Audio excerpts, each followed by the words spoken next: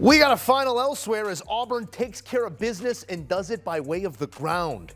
Jackson Arnold goes for 137 of his own. Auburn toting it 313 on the ground on 6 a pop as the Tigers open their season with a 38-24 win over the Baylor Bears.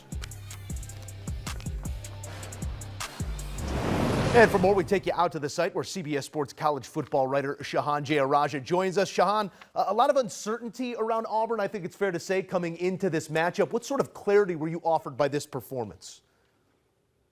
Well, I think that I got some good information about them from the trenches. You look on both sides of the ball, I think they did a tremendous job of manhandling Baylor. They really realized in the second half they would be able to bowl over Baylor's defensive front, which had some issues of its own. But I think also the offensive line was really where I was impressed. They lost Jarquez Hunter to the NFL at running back, but actually it might be the quarterback, Jackson Arnold, who might be the biggest addition for them in the running game. They felt like as a dual threat player, he'd be able to be a different kind of challenge in their offense, and he delivered in a big way. The biggest play of the game for him was a 4th and 1 conversion at the end of the game to make it 2 scores and put the game away. So I think that I'm starting to see the vision just a little bit more for Auburn, and I think that if nothing else, they should be a lot better in the trenches this year. Not just what he is and what he did, but who he was in the bigger moments in this game. You look at a box score at the end of this one, you say, you know, Auburn handled it from start to finish. There were some tighter moments in this game, and that's really where the quarterback came up biggest.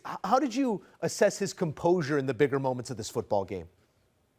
Yeah, I thought he handled things really well. He didn't always have great protection in the passing game, and even though he has some great receivers, Baylor was really selling out to stop the pass. And I think that he did a great job of stepping up, realizing when he needed to run up the middle, realizing when he needed to take advantage of those opportunities with his legs. And again, that was one of the biggest issues that we saw with him at Oklahoma, was him crumbling in those moments, was him making a mistake, throwing an interception, fumbling the ball. I think that he did a much better job this time around handling things in a road environment as well.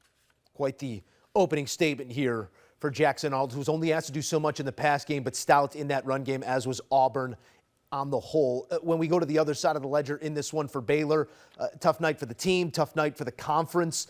I don't know if you want to offer a thought here specific to Baylor's performance or broader on what is looking like a one-bid league. We don't want to go too big picture at this point, but not the night the Big 12 was looking for.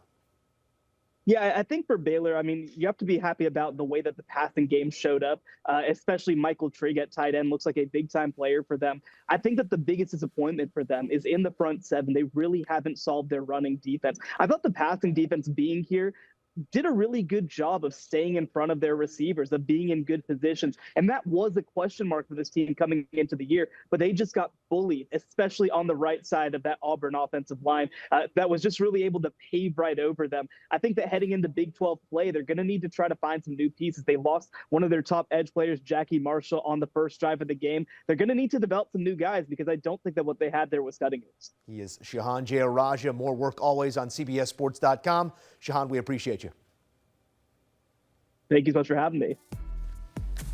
Editions all over the country each and every week, and what a week one we got coming for you. Number 8, Alabama, taking a trip to Florida State. Our team on the ground, ready and frothing at the mouth. BMAC, Danny Cannell on the Knowles side of this thing. Damian Harris on the Bama side of the ledger. Emily Proud, making sure that everybody plays by the rules. Join us for college football pregame at 9 Eastern.